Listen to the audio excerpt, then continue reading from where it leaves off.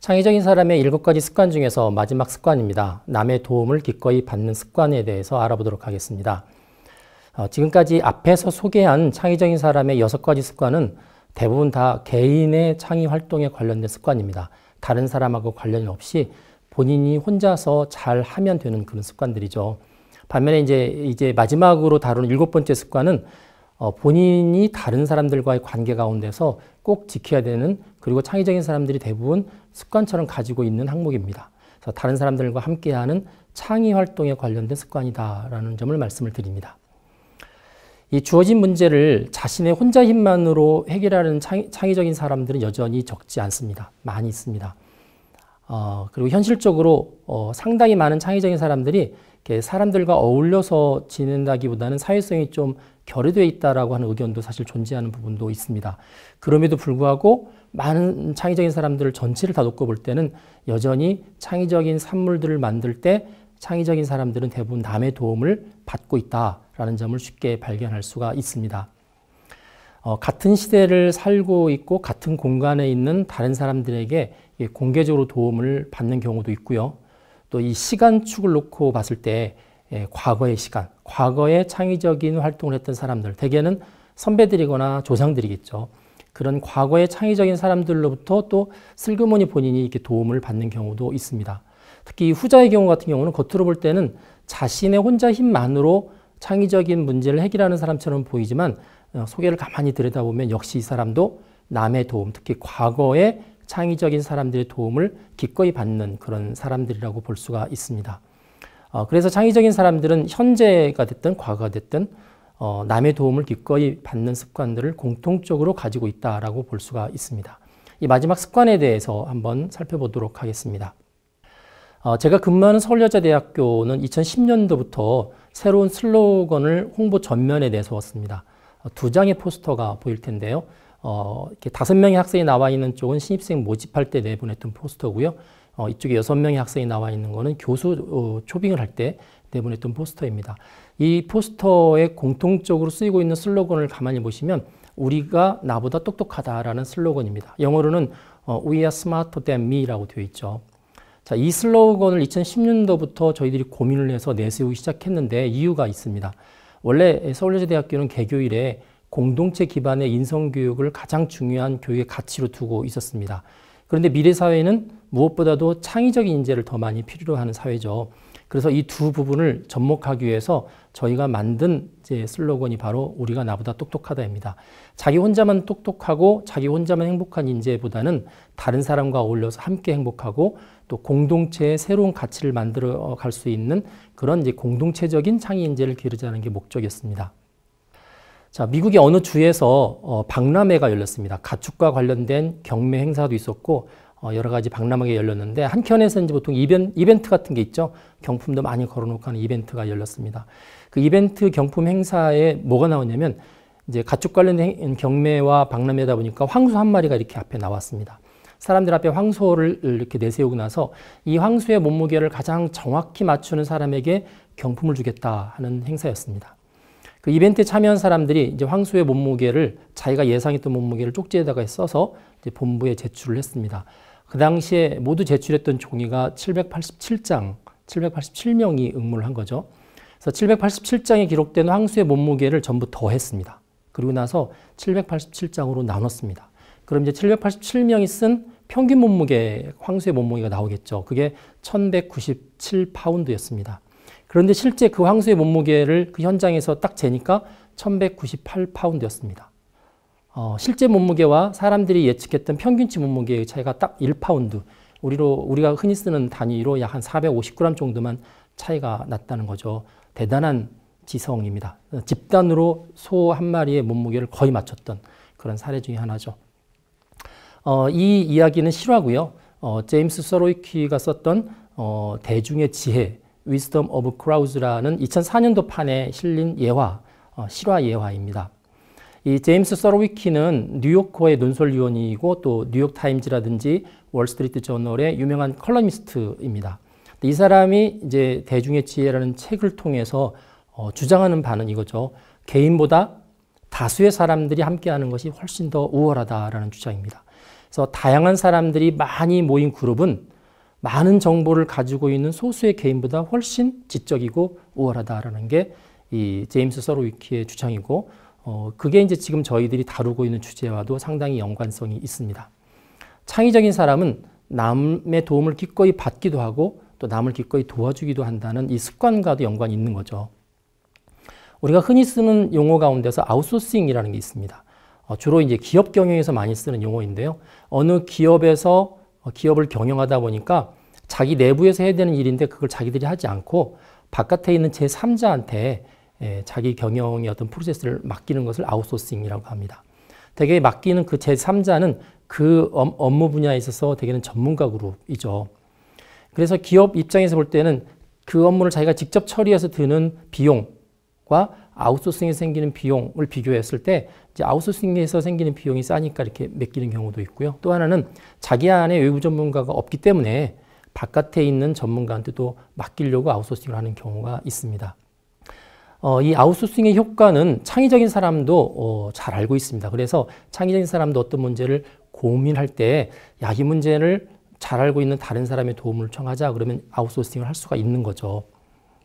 이 아웃소싱보다 조금 더 복잡하긴 한데 더 진보된 개념으로 클라우드 소싱이라는 말이 있습니다. 이 클라우드 소싱. 그래서 아웃소싱과 클라우드 소싱은 발음도 약간 비슷한데 사실은 그 아웃소싱을 클라우드가 이제 대중이란 뜻이 되죠. 군중들을 대상으로 해서 아웃소싱한 거를 크라우드 소싱이라고 이야기를 합니다. 아웃소싱은 소수의 외부 전문가들한테 어떤 업무를 맡기는 거인 반면에 크라우드 소싱은 불특정 다수의 대중들한테 어떻게 처리해야 되는 문제들의 해결을 맡기는 게 크라우드 소싱입니다. 이 크라우드 소싱이란 말은 제프 하우라는 사람이 2006년도 6월 달에 와이어드라는 잡지에서 이 용어를 처음으로 소개하면서 이제 많은 사람들한테 알려지게 됐습니다. 이 크라우드 소싱하고 관련되어 있는 실제 사례가 하나 있는데, 금광회사와 관련된 사례입니다. 골드 코퍼레이션이라는 그 캐나다 토론토에 위치한 아주 작은 금광회사인데요. 뭐 금광회사들은 어느 그 금맥이 맺혀 있는 그 땅을 하나 이제 소유하게 되면 그걸 통해서 몇 년 동안 이제 수익을 내게 되는 거죠. 하지만 금이라는 게 무한하지 않으니까 또 새로운 금광을 찾아야 되는 거죠. 이 골드코프는 이제 자기들이 소유하고 있었던 금광이 조만간 이제 고갈될 거라는 걸 알고 있었기 때문에 새로운 금광을 찾으려고 자기들 기술자를 동원해서 많이 뒤졌는데 결국을 찾지 못했습니다. 점점 회사의 수익은 줄고 있는데 새로운 금광은 찾지 못했죠. 이 골드코프의 그 당시에 CEO였던 롭 맥이웬이라는 사람이 어떤 세미나를 하나 참석했는데 그 세미나에서 리눅스 운영체제에 관한 이야기가 나오고 있었습니다. 여러분들이 잘 아실지 모르겠지만 리눅스라는 운영체제는 우리가 휴대폰에서 쓰는 보통 구글폰이라고 하는 그 안드로이드 운영체제의 아버지 역할을 하는 게 리눅스입니다. 그래서 안드로이드나 리눅스나 또 리눅스의 아버지 역할을 하는 게 유닉스인데 요 계보의 운영체제는 프로그램을 짜놓고 나서 그 소스를 모든 사람들이 고칠 수 있도록 공개를 해놓은 운영체제입니다. 그러다 보니까 굉장히 많은 사람들이 가져가서 고치고 고친 것들이 또 표준화되면서 또 퍼뜨리고 하는 이걸 이제 보통 오픈소스라고 하는데요. 오픈소스 기반의 운영체제고 그게 오히려 많은 사람들을 불러 모아서 리눅스가 지금처럼 사람들한테 대중적인 그 인지도를 얻게 되었다라는 그런 이제 내용의 특강이었죠. 그거를 골드코프의 CEO가 들었습니다. 듣고 나서는 야, 우리 회사도 그렇게 하자라는 생각을 했죠. 그래서 본인의 회사가 이제 금광 채굴에 관한 노하우가 많은데 거의 회사 비밀이죠. 그거를 인터넷상에다가 어떻게 하면 금광에서 금맥을 채굴할 수 있는 건지 금맥에서 금을 채굴할 수 있는 건지에 대한 노하우를 다 공개를 했습니다. 공개를 하고 새로운 금광을 자기 회사가 지금 찾고 있다라는 회사의 계획까지도 인터넷상에다가 같이 알렸습니다. 자, 그러다가 이제 결정적인 계기가 된 게 있었는데요. 결정적인 계기가 된 부분들은 바로 이제 이 콘테스트를 열었던 겁니다. 2003년도 8월 달에 상금 거의 한 60만 달러 정도의 상금을 걸고 나서 골드코프 챌린지라는 콘테스트를 열어서 대상이 되는 그 산 지형들을 쭉 내세우고 이 중에서 이 광산 중에서 어디에 금광이 있을 것인지를 공개적으로 이제 테스트를 통해서 모집을 하기 시작했습니다. 전 세계에 있는 수십 개 나라에 있는 광산 전문가들이 이 골드코프가 제시했던 여러 가지 데이터들을 가지고 분석을 해서 이제 솔루션들을 제시했고요. 그 솔루션들을 검토해 본 결과 진짜로 근광이 있는 그런 산들이 선택이 되어서 실제로 이 회사가 이제 망할 것 같았는데 오히려 이렇게 오픈된 클라우드 소싱의 효과를 통해서 지금은 세계 최대의 근광 회사로 발전을 하고 있습니다. 이 클라우드 소싱의 두 번째 사례를 한번 알아볼까요? 2000년도에 세워진 이노센티브라는 다국적 기업이 있습니다. 이 이노센티브는 이제 한국에도 그 브랜치를 가지고 있는데 보통 기업들이 어떤 연구를 하다가 막히면 그 연구를 본인들이 받아서 외부에 있는 많은 연구자들이랑 같이 개방형으로 연구를 해서 솔루션을 이렇게 제시해주는 일종의 이제 솔루션 에이전시 역할을 하는 회사입니다. 이노센티브에서 이 클라우드 소싱을 이용해서 문제를 풀었던 사례가 하나 있습니다. 1989년이죠. 1989년 3월 24일 날 알래스카에서 아주 거대한 유조선 발데스호라는 유조선이 암초에 부딪혀서 좌초가 됐습니다. 이 유조선이 한 21만 톤급이었는데 거의 쏟아 넣은 바다에다가 쏟아 부은 기름이 24만 배럴 정도의 기름이었고요. 알래스카 전체가 다 해변이 오염이 됐습니다. 사람들이 그 당시 측정을 해보니까 오염된 해변의 길이만 약 1600km 정도 됐다고 보고 있고 한 1000마일 정도가 오염됐고 알래스카에 주로 연어들이 많이 살죠. 수백만 마리 연어가 다 죽었고요. 그다음에 새도 한 25마리 죽었고 연어뿐만이 아니라 연어를 먹고 사는 해달, 물개라는 동물들도 수천 마리가 떼죽음을 당했습니다.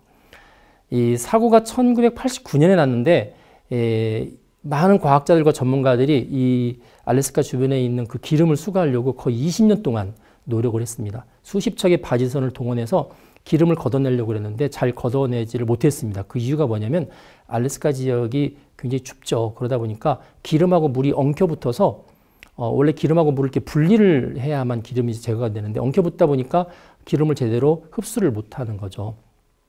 20년가량의 노력 끝에도 잘 되지 못하니까 이 이노센티브 회사한테 의뢰를 했습니다. 그래서 이제 이거를 클라우드 소싱 개념으로 문제를 풀기로 한 거죠. 세계기름 유출 연구소하고 같이 이노센티브 회사에서 2만 달러의 상금을 걸고 이 문제를 전문가가 아닌 일반인들한테 공모를 했습니다. 그런데 혁기적인 방법이 하나 나왔습니다. 존 데이비스라는 사람이 그 알래스카에 있는 20년 동안 수거하지 못했던 기름을 수거할 수 있는 방법을 이 사람이 말을 했습니다. 그 방법은 뭐냐면 그 얼음하고 기름 덩어리에다가 계속 진동기계를 이렇게 계속적으로 집어넣어서 자극을 줘서 오일한테 자극을 주면 물과 오일이 이렇게 분리가 된답니다. 그래서 분리됐을 때 기름을 다시 빨아들이는 거죠. 근데 이 아이디어는 어디서 나온 거냐면 이 존 데이비스라는 사람이 원래 레미콘 그 트럭과 관련된 일을 하고 있던 사람이거든요. 시멘트 회사의 직원이었습니다. 여러분들 레미콘 트럭을 보시면 알겠지만 레미콘 트럭이 지나갈 때 보면은 그 뒤쪽에서 계속 그 시멘트 통이 돌고 있는 걸 보시죠. 왜 그러냐면 그게 굳을 수 있기 때문에 굳지 않도록 하기 위해서 계속 젓는 작업입니다. 그 원리를 진동기계를 통해서 그 오일들, 얼음 사이에 흩어져 있는 오일들에 적용을 시킨 거죠. 그래서 이제 이 사례 같은 경우는 창의적인 문제 해결 방법이 아주 좋은 사례입니다. 서로 다른 영역에 있는 솔루션인데 서로 연결해서 적용시켜서 풀었던 사례인데, 그래서 이런 경우는 클라우드 소싱에 아주 좋은 또 효과적인 어떤 적용 케이스로도 많이 알려져 있습니다. 자, 이탈리아의 경제학자의 빌프레도 파레토라는 사람이 있습니다. 이 사람이 어떤 주장을 했는데 주장이 이렇습니다. 이탈리아 인구의 20%가 이탈리아 전체 부의 80%를 소유하고 있다. 되게 뭐 자본주의 국가 가운데서 되게 부의 편중 현상에 대한 주장이기도 하죠. 그래서 20%가 80%의 부를 주무르고 있다라는 이야기죠. 그래서 이런 그 파레토의 주장을 경영학에 그대로 적용시킨 사람이 이 품질 경영 전문가였던 조셉 주란이라는 사람입니다. 이 사람이 이제 경영 쪽에다가 이 룰을 그대로 적용을 시키다 보니까 이렇게 적용이 됐죠. 여러 종류의 물품을 상점에서 판매를 하다 보니까 잘 팔리는 물건이 있죠. 그 잘 팔리는 물건 20%가 그 상점 매출 전체의 80%를 먹이더라, 차지하더라, 이런 이야기입니다. 그래서 전체 결과의 80%는 그 한 20% 때문에 생기는 현상이라는 이야기죠. 그래서 이제 백화점으로 따지면 백화점에 하루에 100명의 고객이 온다고 그럴 때 그 중에서 고액의 매출자 20%인 사람이 그 백화점 전체의 80% 매출을 다 채운다는 이야기입니다. 자, 그렇게 되니까 백화점 입장에서는 80%의 별로 비싼 물건이나 매출을 잘 일으키지 않는 고객들은 잘 관리하지 않고요. 20%의 VIP 고객들만 관리를 하는 거죠. 그래서 20%의 VIP 고객들이 그 백화점의 80%의 매출을 채워주기 때문에 그렇습니다. 그래서 이걸 보통 80대 20 법칙, 간단히 8대 2 또는 2대 8 법칙 이렇게 부르고 있습니다. 그래프로도 나와 있죠. 그래프에 보시면 상품의 이쪽 왼쪽에 있는 거의 한 그 높은 판매량을 기록하고 있는 쪽이 이제 그래프의 머리 부분이고 오른쪽이 꼬리 부분이죠. 헤드와 테일로 되어 있는데 그 헤드에 약 그 20%가 전체 80%를 채운다는 것을 그래프로 보여주고 있습니다. 그래서 일반적인 매점에서는 보통 상점에서는 우수 고객 20%만 잘 관리하면 80%의 매출이 보장이 되기 때문에 이 나머지 꼬리 쪽의 80%는 거의 무시하는 게 보통이었습니다. 그런데 이제 1990년대 후반이 돼서 인터넷이 본격화되죠. 그러면서 이 전자상거래도 새로 이제 인프라가 형성이 되면서부터 이제 이 적은 숫자에 판매되는 그 구매 상품들이 오히려 큰 역할을 하는 그런 시대로 바뀌었습니다. 그래서 적은 수에 조금씩 팔리는 그 물건들이 오히려 80%를 차지하는 이제 그런 시대가 도래한 거죠. 그래서 사소한 80%가 20%의 아주 우량 판매 상품, 핵심 소수보다 훨씬 더 가치가 있다라는 새로운 법칙이 나왔습니다. 아까 그림에 보시면 한쪽이 머리고 한쪽이 꼬리였죠. 이 꼬리가 길지 않습니까? 굉장히 종류가 많은데 매출은 별로 기여하지 못하는 긴 꼬리가 있는데 이걸 롱테일이라고 하죠. 그래서 롱테일 법칙이라고 해서 기존의 파레토의 법칙하고 반대입니다. 그래서 역파레토의 법칙이라고 이야기를 합니다. 2004년도에 크리스 앤더슨이 이걸 처음으로 소개를 했고요. 이러한 롱테일 법칙이 잘 적용되는 매장이 아마존입니다. 네, 아마존 같은 경우에 인터넷을 기반으로 해서 이제 영업을 하고 있죠. 그러다 보니까 오프라인 서점하고 다르게 그 안에 잘 팔리지 않는 책들이 있는데 그 잘 팔리지 않은 책들이 사실 굉장히 종류가 많습니다. 그 잘 팔리지 않는 굉장히 방대한 양의 책들의 판매량이 잘 팔린 책들보다 훨씬 더 기여를 많이 한다는 그런 이야기가 이제 아마존에서 들리기 시작한 거고요. 그래서 이제 이 롱테일 법칙이 이 아마존의 어떤 대표적인 케이스를 통해서 많이 알려지기 시작을 했습니다. 아웃소싱은 특정한 전문가 그룹한테 자기 업무를 맡긴다는 점에서 이 핵심 소수의 20%를 중요하게 여기는 팔레토 법칙을 따른다고 볼 수가 있습니다. 반면에 클라우드 소싱은 불특정 다수인 클라우드 대중한테 문제 해결의 지혜를 모은다는 측면에서 아주 사소한 80%를 중요하게 생각하는 롱테일 법칙을 따른다고 볼 수가 있습니다. 이 창의적인 사람은 바로 이 아웃소싱의 중요성도 잘 알지만 이 클라우드 소싱의 효과를 누구보다도 잘 아는 사람입니다. 그래서 창의적인 사람은 특정한 전문가의 도움도 청하지만 불특정한 비전문가, 자기와 영역이 다른 그런 비전문가들의 의견도 충분히 도움도 받으려고 하는 습관을 가지고 있다는 점이 특이한 점입니다. 미국 TV 퀴즈쇼 프로그램 가운데서 100만장자가 되기를 원하십니까? 라는 프로그램이 있습니다. 이 프로그램의 운영 방식은 간단합니다. 이 프로그램 운영 방식을 우리나라 퀴즈쇼에서도 많이 인용을 하고 있는데요. 100만장자, 그러니까 100만 불의 상금을 타기 위해서는 15문제만 풀면 됩니다. 근데 그 15문제 하나하나가 다 사지선다형 객관식으로 되어 있죠. 그러니까 넷 중에서 하나를 고르면 확률은 25%인데 풀다 보면 이제 맞추질 못하는 어려운 문제가 나오기 시작합니다. 그러면 그 출전하신 참가자한테 기회가 들어갑니다. 기회가 이제 셋 중에 하나죠. 첫 번째는 4개 중에서 본인이 2개를 선택할 수가 있습니다. 그러면 확률이 50%로 높아지죠. 그게 싫으면 두 번째 방법은 그 문제에 대해서 잘 아는 사람일 것 같은 본인의 지인한테 전화를 걸어서 이러이러한 문제에 대해 도움을 달라. 그래서 그 사람이 답을 주는 걸 가지고 풀 수가 있습니다.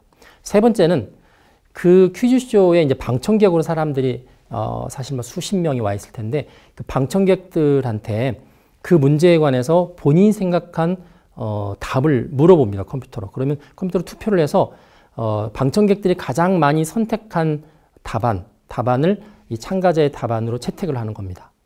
자, 그러면 첫 번째, 두 번째, 세 번째 방법 가운데서 어떤 게 가장 맞출 확률이 높을까요? 본인은 물론 이 문제를 잘 모르고 있습니다. 자, 첫 번째 선택은 확률이 50%라고 그랬죠. 자, 두 번째, 아는 사람한테 전화해서 물어보는 거는 그 역대 퀴즈쇼에서 그 방법을 이용해서 답을 맞췄던 것을 통계를 내보니까 한 65% 정도의 확률이 있었습니다. 세 번째 방법은 91%였습니다. 대단히 높죠.